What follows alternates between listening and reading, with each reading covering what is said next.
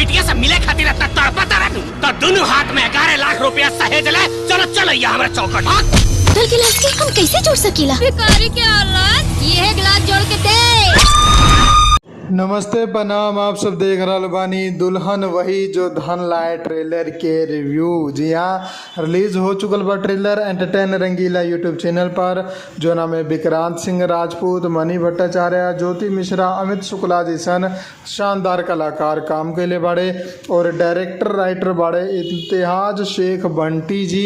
और समाज के एगो बहुत बड़ा दिक्कत के ई फिल्म में दर्शावल गईल बा कि के तरीका से दहेज खातिर कुछ लाख पैसा खातिर जोन बहू के दशा कल जाला और ओकरा जिंदा जला दियल जाला। कईगो परिवार में उ चीज़ें में दर्शावल गईल बा। जी हाँ, आप सबके बता दी ट्रेलर के मेन कहानी इहे बा कि एगो घर में बियाह के बीच में ही दहेज खातिर कहाँ सुनी हो जाला और जो लड़की के बाप होला ओकरा पास 11 लाख रुपए ना रहेला दहेज देवे खातिर। तब सब केहू ता बियाह छोड़ के आ जाला, लेकिन दूल्हा बाप के मुंह देख के उ बियाह कर लेवेला और दुल्हन के अपन घरे ले आवेला। लेकिन ओकरा बाद जो दूल्हा के घर वाला यानी ओकर बाप मतारी बहिन सब केहू मिल के दुल्हन के साथ इतना ज़्यादा दुर्दशा करेले कि उनकर हाथ काट देवेले, ओकर मुंह पर गरम चाय डाल देवेले, मुंह में गोबर डालेले। एकरा अलावा गोबर वाला बाल्टी में मुंह डुबावेले, कीचड़ वाला बाल्टी में, और ओके जिंदा जला देवेले। बहुत ही ज़्यादा दशा कैला के बाद कि अपन बाप से पैसा मंगाओ, लेकिन बाप के पास तो पैसा रहेला ना।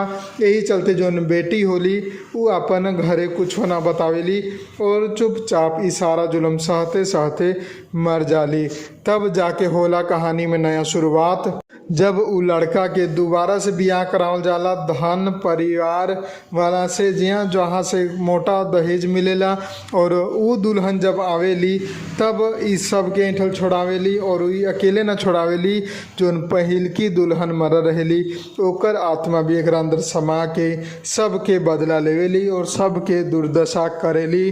सास ससुर और ननद सबके, पति तो निर्दोष रहेला तो पति के कुछ भी ना कहली, लेकिन बाकी सबके दुर्दशा करेली।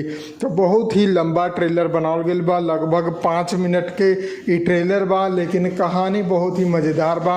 आप लोगन के देखे में अच्छा लागी।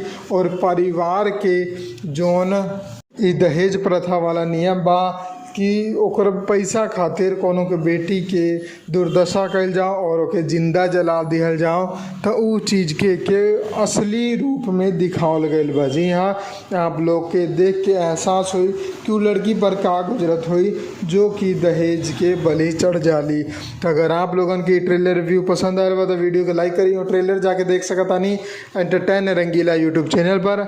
हम मिलम आप लोगन के को नया वीडियो में नया रिव्यू के साथे। जय हिंद, जय भोजपुरी, प्रणाम।